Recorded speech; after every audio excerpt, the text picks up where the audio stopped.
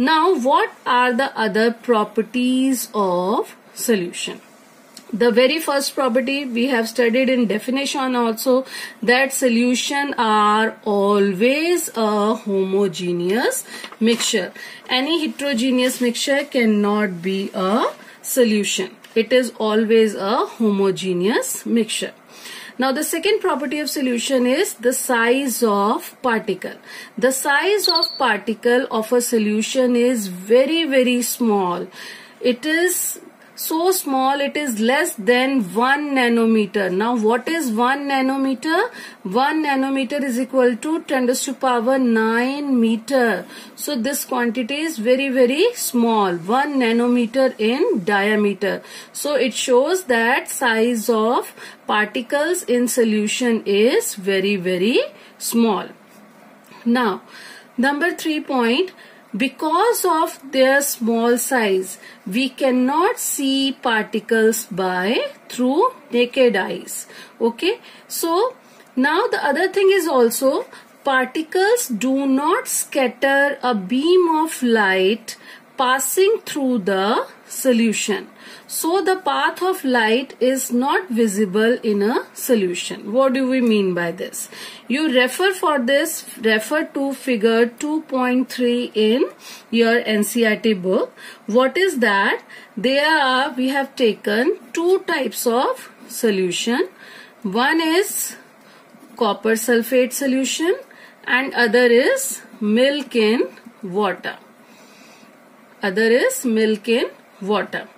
So copper sulfate, we know that it is a homogeneous solution. We cannot distinguish the particle of copper sulfate in water separately. So what we will do, we will light a torch and we want to see the path of light in the solution. What we will observe, that path of light is not visible in the solution. Why? Because size of particle are so small that they do not scatter the light. But we see that path of light is visible. Path of light is visible in milk in water. So milk in water is not a true solution. Milk in water is not a true solution. It is a colloid. We'll study in next class. But what about copper sulfate?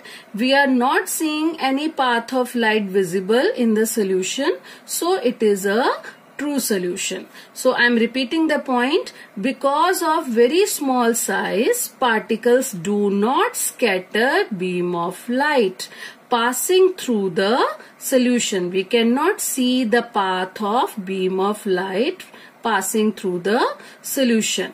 So the path of light is not visible in a solution. This effect is also known as Tyndall effect. Tyndall effect. We'll study this in our next class under the topic of colloids. So now the next property is filtration. So can we separate the constituent of solution by filtration method? No, because the size of particle is very, very small. So the solute particles cannot be separated from mixture by the process of filtration. Can we filter sugar solution and can we separate sugar in water? No, we cannot. So particles of solution cannot be separated from mixture by the process of filtration. Now the next property is stability. Next property is stability. Is this solution stable? So how can we check that the solution is stable or not? We will keep the solution for some time. We will left it undisturbed. So what we see, solute particles do not settle down. Solute particles do not settle down when left undisturbed.